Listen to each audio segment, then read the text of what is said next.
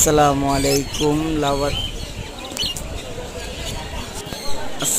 আলাইকুম animals lovers channel থেকে আপনাদের স্বাগতম।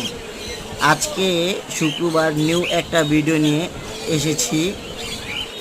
বিভিন্ন ধরনের বার্ডস ও ক্যাটস পাওয়া যায়, যাদের প্রয়োজন তারা অবশ্যই মিরপুর 1 নম্বর পাখির হাট সাপ্তাহিক হাট বসে শুক্রবার।